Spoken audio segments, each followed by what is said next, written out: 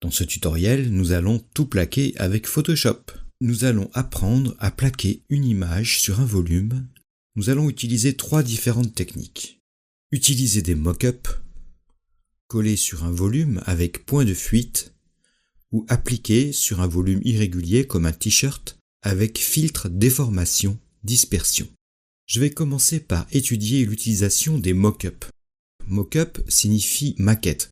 Récemment, ce terme a reçu un sens particulier puisqu'il désigne des fichiers destinés à recevoir des visuels en facilitant leur incorporation. On trouve sur Internet énormément de mock-up Photoshop gratuits. Je vais commencer par créer un document à plaquer sur le mock-up.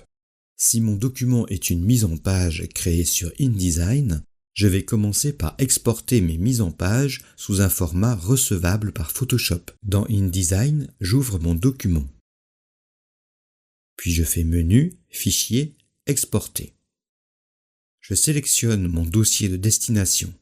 Si besoin, je crée un dossier de travail qui rassemblera tous les éléments. Je clique en bas à gauche et choisis Nouveau dossier. Je le nomme Tuto Photoshop Plaquage, par exemple. Je choisis comme format Adobe PDF Impression. Je renomme mon fichier si besoin et je clique sur Enregistrer. Dans les paramètres prédéfinis, je choisis Taille du fichier minimale. Mon but est de créer un mock-up pour le web, donc pas besoin de haute résolution. Je veux créer un PDF qui contiendra mes 2 premières pages. Dans la section Pages, je coche la case Étendue et je tape 1-2.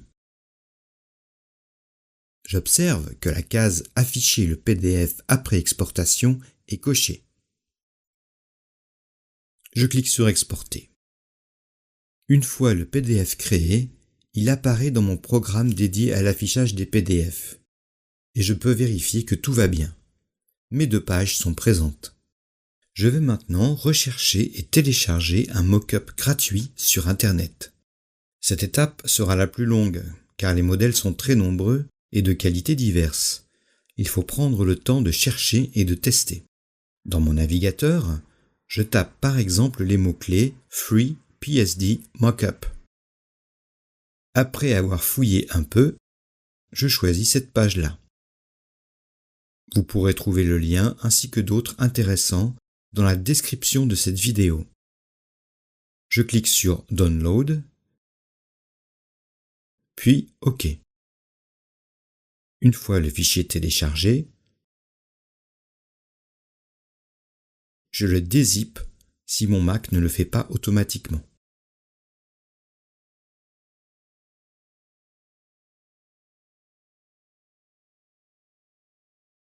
Je choisis d'ouvrir le fichier spread.psd. Puisque c'est un PSD, il va s'ouvrir avec Photoshop. Si mon Photoshop est vieux, il fait apparaître une fenêtre de dialogue. Je choisis Conserver les calques. Mon fichier apparaît. Mon attention se tourne vers la palette calque. Je détecte les calques sur lesquels il faudra agir. D'ordinaire, ils sont mis en valeur pour me permettre de les trouver. Je double-clique sur le calque objet dynamique Left Page Paste Here. Un message me prévient qu'il faudra enregistrer après modification. Je clique sur OK. Dans la nouvelle fenêtre qui apparaît, je choisis le menu Fichier, Importer. Je vais sélectionner le PDF que j'ai créé tout à l'heure. Je garde l'option Page et je choisis ma première page. Je valide avec le bouton OK. Mon élément apparaît sur la page.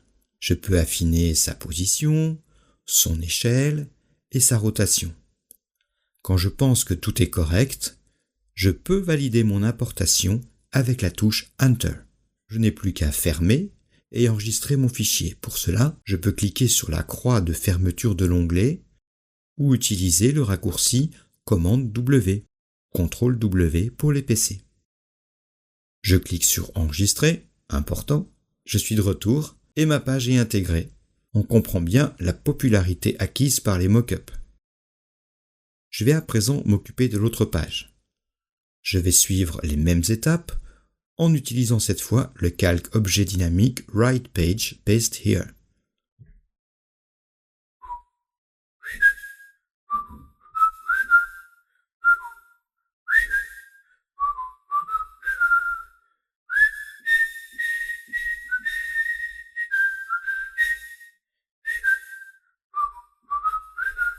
Si mon élément n'est pas placé au bon endroit, je peux le rééditer en double-cliquant de nouveau sur le calque objet dynamique. De même, je peux rééditer l'élément PDF importé avec le raccourci Commande T, CTRL T pour les PC. Rien ne m'empêche de personnaliser un mock-up. En cliquant sur le petit triangle, je révèle le contenu du calque Backgrounds. Ici, il y a la possibilité de changer les arrière-plans en faisant apparaître les calques déjà contenus dans le fichier.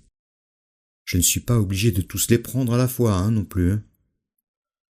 Je peux même rajouter des pinces à dessin autour de mon image en utilisant le dossier en haut, Page Clips. Enfin, bien sûr, rien ne m'empêche d'ajouter les éléments de décor de mon choix. Au final, il ne me reste plus qu'à enregistrer les éléments au format PSD. Je peux également l'enregistrer pour le web en choisissant le préréglage JPEG supérieur.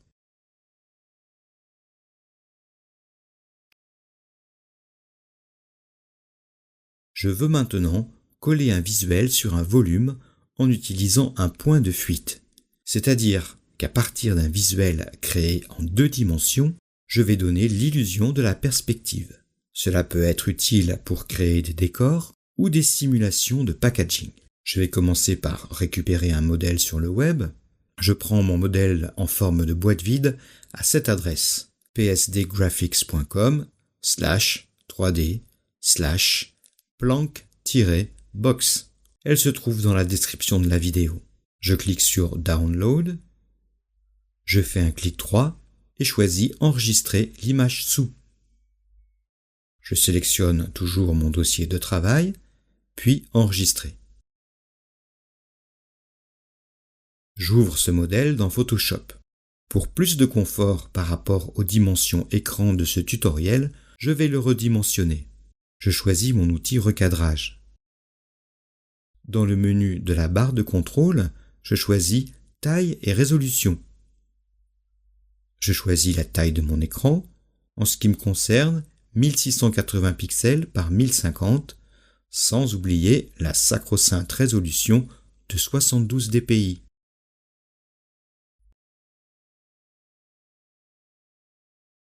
Je choisis d'enregistrer ce modèle au format Photoshop, sous le nom maboîte.psd. À présent, je vais être en mesure de coller une image en perspective. Je vais ouvrir mon visuel destiné à être collé sur la boîte. Vous pouvez prendre celui qui vous plaira sur Internet. Une fois mon image choisie, avec un clic droit, je choisis Enregistrer l'image sous, puis je l'enregistre dans mon dossier de travail. Je peux l'appeler canard.jpg. Je vais dans Photoshop, menu Fichier, Ouvrir. Je choisis canard.jpg dans mon dossier de travail.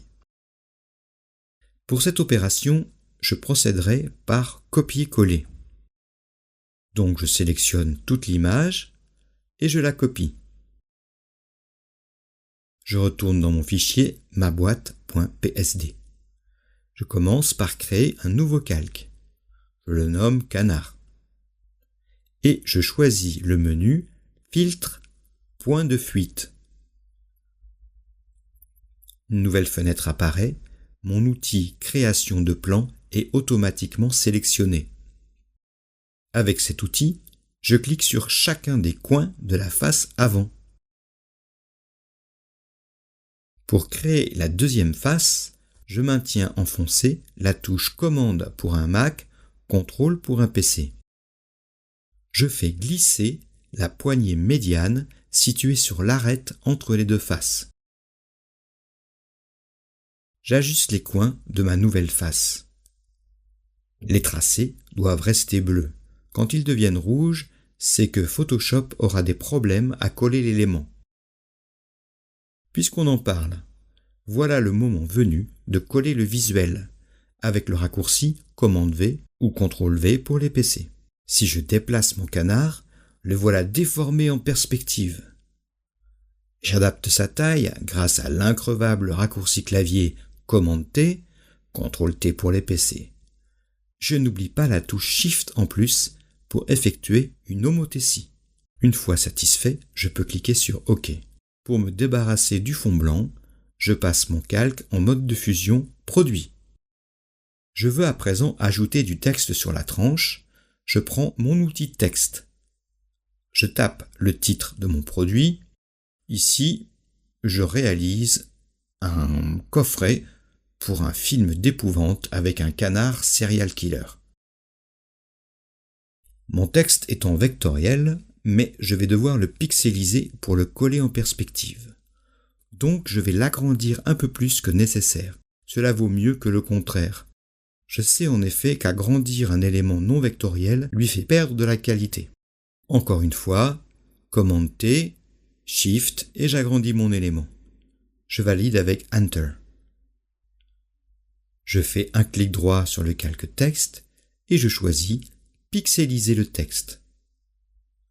Je sélectionne tout le contenu du calque avec Sélection tout sélectionné ou Commande A.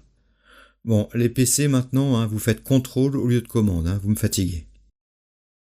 Je coupe ma sélection, menu édition couper ou commande X. Menu filtre, point de fuite. Je retrouve mon point de fuite, ce qui tombe sacrément bien. Coller. De nouveau, j'ajuste la taille, puis je valide. Mon texte est déformé dans la perspective. Je vais lui ajouter un petit effet dynamique. Au bas de la palette calque, je choisis le bouton FX. Je choisis biseautage et estampage avec les réglages style biseau interne, technique lisse, profondeur 43%, direction bas, taille 5 pixels, flou 13 pixels, ombrage, angle 86 degrés, élévation 5, etc. Bon, je vous donne ces réglages uniquement pour info. Vous pouvez bien entendu faire les réglages que vous voulez. Je clique sur OK. Je crée vite fait un deuxième calque texte. Puis, je le pixelise. Je coupe le contenu comme précédemment. Filtre, point de fuite. Je colle et j'ajuste mon élément. Je clique sur OK. Maintenant, je vais dupliquer un effet dynamique d'un calque sur un autre. Pour reproduire l'effet dynamique que j'ai déjà créé, il suffit d'enfoncer la touche Alt et de faire glisser l'effet sur le calque désiré. Et voilà, c'est magnifique, terrifiant de beauté. Dans le même ordre d'idées, je vais coller une image sur un volume, irrégulier cette fois-ci, puisque je veux donner l'impression d'un motif sur un t-shirt. Je vais encore utiliser mon canard puisque je l'ai sous la main.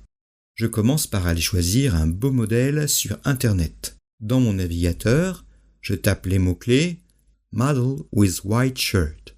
Je clique sur « Outils », puis « Taille » et je choisis une taille suffisamment grande pour mon écran. J'en choisis un avec des plis pour des raisons pédagogiques, pour que l'effet se voit bien. Vous pouvez prendre, bien entendu, le modèle qui vous conviendra. Je clique sur « Afficher l'image », puis clic droit, enregistrer l'image sous. Je l'enregistre toujours dans le même dossier de travail, sous le nom t-shirt.jpg. Dans Photoshop, je choisis Fichier, Ouvrir. Je sélectionne t-shirt.jpg. Une fois qu'il est ouvert, menu Fichier, Enregistrer sous, et je l'enregistre au format Photoshop sous le nom t-shirt-canard.psd, toujours dans mon dossier de travail. À présent, on va rentrer dans le dur. Pour déformer mon canard suivant les plis du t-shirt, j'ai besoin de créer une image de référence, c'est-à-dire un fichier qui va servir à orienter la déformation. Ce fichier va être une image noir et blanc que je vais créer à partir de mon modèle. Je choisis le menu Images Réglages, noir et blanc. En fonction de mon image, je parcours les pré-réglages de façon à faire ressortir les plis du t-shirt. Après quelques essais, je clique sur OK. Je retourne dans le menu Images et cette fois-ci, je choisis Mode, niveau de gris. Photoshop me suggère de faire ce que j'ai déjà fait. C'est pas la peine. Je clique sur Supprimer, sous-entendu supprimer la couleur. J'obtiens une image où ce qui est clair sera les bosses et ce qui est sombre sera les creux. Si je veux un effet adouci, je peux flouter mon image. Menu Filtre, Atténuation, Flou gaussien. Autour de 1-2 pixels, cela devrait suffire, sauf si vous désirez un effet particulier. Je choisis le menu Fichier, Enregistrer sous. Je reste au format Photoshop. J'appelle ce fichier t-shirt nb.psd, nb signifiant noir et blanc. C'est ce fichier qui va être mon image de référence. Je ferme ce fichier. Tiens, peut-être que je retrouve mon canard.jpg. Sinon, je l'ouvre à nouveau. Je sélectionne toute l'image, commande A, et je la copie comme tout à l'heure, commande C. J'ouvre à présent la version couleur avec mon modèle t-shirt canard.psd. Je colle le canard par-dessus. Je passe le nouveau calque en mode produit pour me débarrasser du blanc. Cela n'a rien d'obligatoire, mais c'est souvent pratique quand il y a du blanc à virer. J'utilise encore le raccourci commande T pour ajuster la taille et l'orientation de mon canard par rapport au modèle. Puis, je valide avec Enter. Maintenant, la grosse chose. Avec le calque contenant le canard toujours sélectionné, menu Filtre, Déformation, Dispersion. Échelle horizontale et verticale, ce sera la profondeur de l'effet. Je garde 10 pour les deux. Je garde comme réglage adapté et pixels du contour. Cela fonctionne bien en général, même si suivant les cas, on peut expérimenter d'autres réglages. Je clique sur OK. Et c'est à ce moment-là que Photoshop me demande mon image de référence. Je choisis bien sûr t-shirt nb.psd. Et le miracle s'accomplit. Voilà. Cela peut être pratique pour faire croire que vous êtes tatoué par exemple. Si ce tutoriel vous a servi, envoyez en commentaire des exemples de réalisation. Et bien entendu, comme tout le monde, je voudrais des likes et des abonnements. Model with white shirt. Model. Ah putain.